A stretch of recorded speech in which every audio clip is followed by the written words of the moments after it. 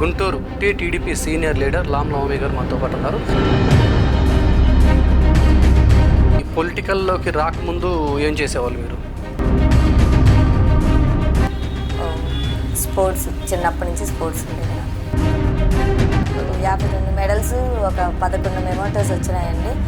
అయితే 2017లో నేను మన ఇండియా నుంచి చైనాకు సెలెక్ట్ అయ్యాను. పొలిటికల్ లైఫ్లోకి రావడానికి గల కారణం ప్రధానంగా ఏంటి? అది కూడా టీడీపీ మీద అంత మక్కువ ఎందుకని? ఎన్టీఆర్ గారు. ఈ ఇన్ని సంవత్సరాల మీ యొక్క పార్టీ జీవితంలో ఎప్పుడైనా మీకు పదవులు ఇవ్వటం కానీ అలాంటిది ఏమైనా ఉందా? అంగన్వాడీ ప్రధాన కార్యదర్శిగా మీరు వచ్చిన తర్వాత అంగన్వాడీ కార్యకర్తలు ఎవరైతే ఉన్నారో దీని అంతటికీ మీరు ప్రధాన కార్యదర్శిగా ఉన్న కాడ నుంచి వాళ్ళకి ఏదైనా సమస్య వస్తే పోరాటం కానీ, ధర్నాలు చేయడం కానీ ఇలాంటివి ఏమైనా చేశారా?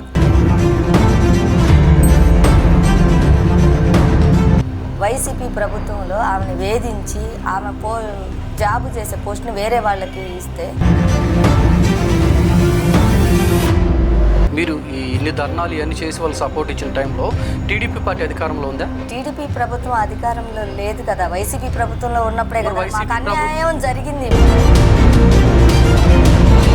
వైసీపీ ప్రభుత్వం అధికారంలో ఉంటే మీ పైన మరి అనేకమైనటువంటి కేసులు పెట్టి ఉండాలి కదా ఆ టైంలో. బాబు గారిని అరెస్ట్ చేశారు. చాలా ఎమోషనల్ అవుతున్నారు ఆ విషయం. బాబు గారి గురించే మాకు బాధ. ఇప్పటికి కూడా ఆయన కష్టపడుతూనే ఉన్నారు. ఇంత మీరు పార్టీ కోసం కష్టపడ్డారు, శ్రమించారు, ఇంత చేశారు కదా, అంటే ఏదైనా పదవిస్తే బాగుంటుంది అంటారు మీకు? మరి